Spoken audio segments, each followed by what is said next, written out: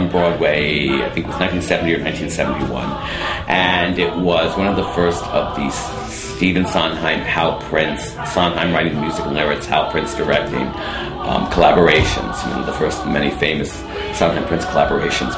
And why it's considered a landmark musical is because it was one of the first, not the first, but one of the first musicals that was called the modern concept musical, which meaning it was based upon a concept rather than a straight narrative line. The narrative line of the show wasn't a straight story beginning, middle, and end. It was more of it wasn't a linear plot line. So therefore it became more very conceptual. So it was one of the first of those types of musicals. I'd like to propose a toast.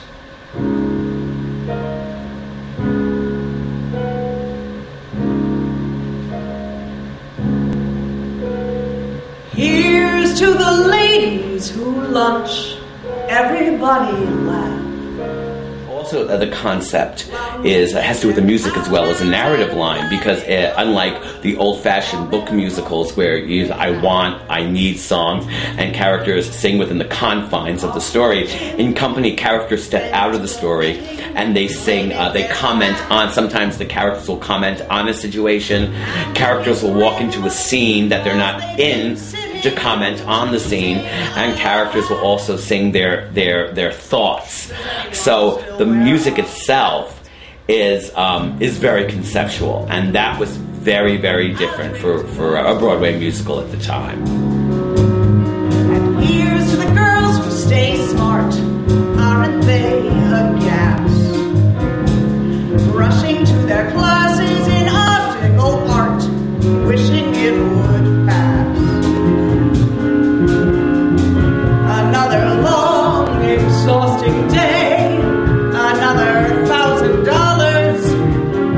a matinee, a pincher play, perhaps a piece of Mahler's. I'll drink to that. Company is an exploration of marriage, marriage and/or relationships. How it started was very interesting. George Firth, who was the scriptwriter of the show, had these one-act plays that all dealt with marriage, different sorts of couples.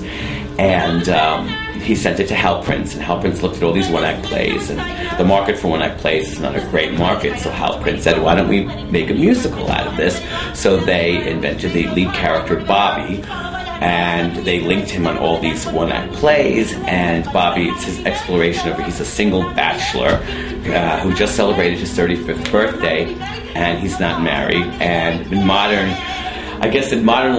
terms, he'd be a commitment phobe, and so he explores marriage through viewing all his friends and their relationship. You could pick up a Christian, but please, on my knees, there's a human life at stake.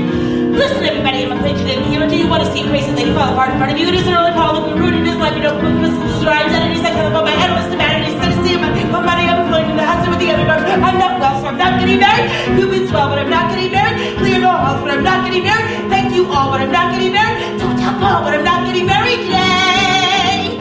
And I think what Company says is that a marriage or a relationship, each relationship is as individual as the people who are in it.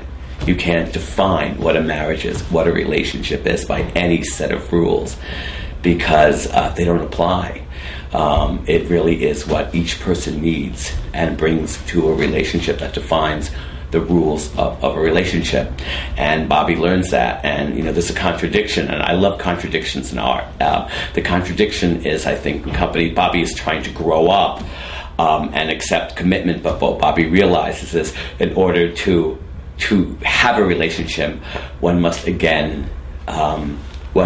be a child. One must have the innocence and the bravery of a child to take that leap, because if you think about two people living together forever, it's impossible. So to enter that realm of the impossible, one must have the faith of a child. So in order to grow up, one must become a child. And that's something that really struck me about the show. And so I took it as a springboard, and I think the show says a lot. I think the show really says a lot in that direction. The themes really reverberated with me.